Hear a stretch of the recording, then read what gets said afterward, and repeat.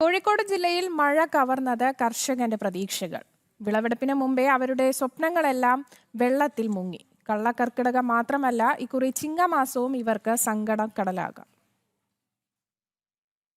ദുരിതപ്പെയ്ത്തിൽ ശശികുമാർ എന്ന കർഷകനുണ്ടായത് തീരാ നഷ്ടം. ഉള്ള സമ്പാദ്യമെല്ലാം ചേർത്തുവെച്ചാണ് ഒരേക്കർ പാടത്ത് വാഴകൃഷിയും പച്ചക്കറിയും നട്ടത്.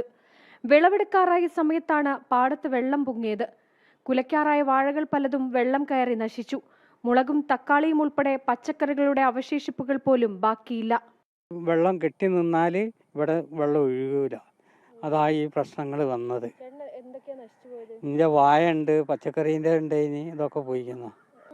ഇനി ഉപയോഗിക്കാൻ പറ്റില്ല. അത് എന്താന്ന് പറഞ്ഞിട്ടുണ്ടെങ്കിൽ വെള്ളം നിന്ന് പോയാൽ 2 ദിവസം നിന്ന് പോയിക്കാൻ ചെയ്താൽ അത് ചീഞ്ഞു പോകുള്ളൂ. അത് ചീഞ്ഞു പോകുക എന്ന് പറഞ്ഞാൽ ഈ കന്നുകളും ഇതൊക്കെ നഷ്ടപ്പെട്ടു.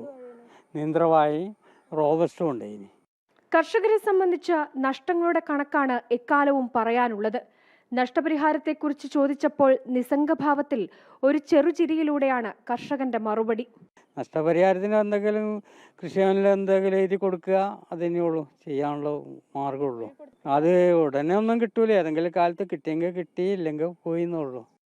എന്നെങ്കിലും കിട്ടുമെന്ന് പ്രതീക്ഷിക്കുന്ന നഷ്ടപരിഹാര തുക മാത്രമാണ് കർഷകന്റെ ഏക പ്രതീക്ഷ.